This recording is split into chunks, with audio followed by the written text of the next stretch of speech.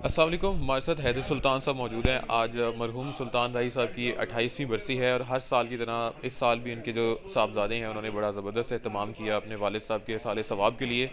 तो सुल्तान राही साहब के जो साहबजादे हैं उनसे जानते हैं कि हर साल आप इस तरह का एहतमाम करते हैं, वालिद साहब के लिए दुआ करवाते हैं।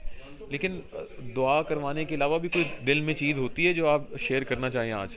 जी देखें, जब भी कभी ये दिन आता है तो एक अजीब सी कैफियत हो जाती है दिमागी तौर पे, बिकॉज़ 28 साल तो हो गए हैं, इट्स अ लॉन्ग टाइम। लेकिन लगता है कि इसे कल की बात लगती है हमें कि अभी तक ये चीज़ रिज़ॉल्व जो नहीं हो सकी, केस जो रिज़ॉल्व नहीं हो सका। और आई फील लाइक कि ये जो कांटा हमारे दिमाग में चुभा हुआ है, इसको निकलना ज़रूरी है। हमारी गवर्नमेंट को चाहिए कि इसको प्रॉपर्ली पुट अप करें और इसको रिज़ॉल्व करें, हमारे लिए भी और उनके फैंस के लिए भी। क्योंकि जब भी कि हम सारे इकट्ठे बैठते हैं, बहुत अच्छा लगता है, लोगों से प्यार मिलता है और हम एक गैदरिंग करते हैं। उनके सारे सवाब के लिए दुआ भी अल्हम्दुलिल्लाह होती है। लेकिन वो हमेशा फिर वो सब चीज़ें रिफ़्रेश हो जाती हैं माइंड में। अच्छा, आपके इनके फैंस भी आके ये सवाल करते हैं कि जी, वालिद साहब का कत्ल किस तरह हुआ?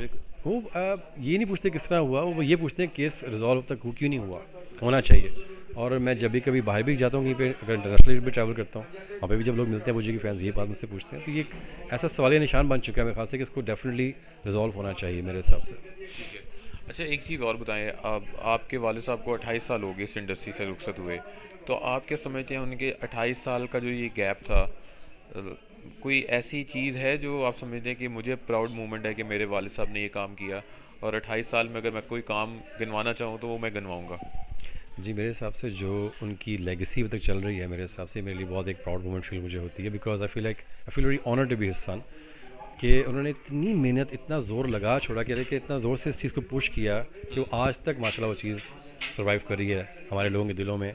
और फ़िल्मों के हवाले से कह रहे फिल्मों हैं के आप? हवाले से कह लें आप, या उनकी ये उनकी लेगेसी है। ठीक है। एक इंसानियत के हवाले से भी कह लें, फ़िल्म के हवाले से भी कह लें, लोग अभी भी माशाल्लाह को वैसे ही याद करते हैं।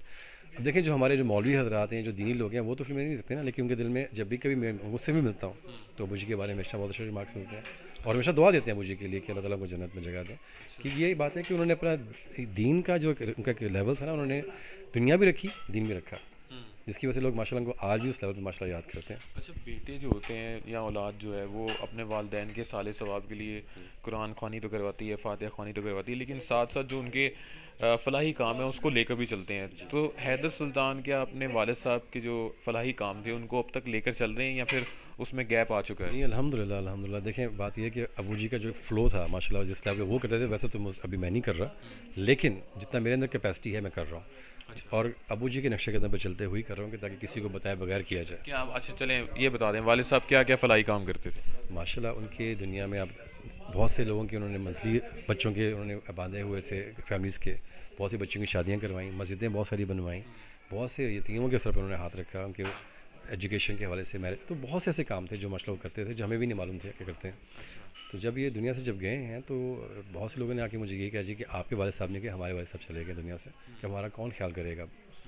और एक इज़्ज़त और गैरत की बात ऑन स्क्रीन भी थी उनकी, और यही चीज़ उनकी रियल लाइफ में भी प्रैक्टिकल थी। तो आपने कोई एनजीओ नहीं बनाई उनके नाम पे? मेरा बहुत दफ़ा मेरे माइंड में है, लेकिन उसके लिए मुझे अब ये सोचा कि पाकिस्तान में इंशाल्लाह जब मैं रुकूंगा तो उसमें मैंने इस पे काम करना ज़रूर है। एक्चुअली मैं इनकी 30th डेथ एनिवर्सरी के ऊपर ये चीज़ मैं इंशाल्लाह ताला करने का प्लान कर रहा हूँ। I will announce it properly, वैसे ऐसे मैं उसको नहीं बोलूँगा, लेकिन I am trying to do that इंशाल्लाह तो ताला। एनजीओ में क्या आपका प्लान है कि शादियां करवाने के हवाले नहीं से होगा? नहीं, it's not not necessarily just that. जो भी एलिमेंट्स, जो भी लोग ज़रूरतमंद बाहर हैं और जेन्युइन जो उनसे वाइट कॉलर लोग हैं जिनकी कोई हेल्प नहीं हो सकती, I would like to help them, जो जिस तरह से भी हो सकता है।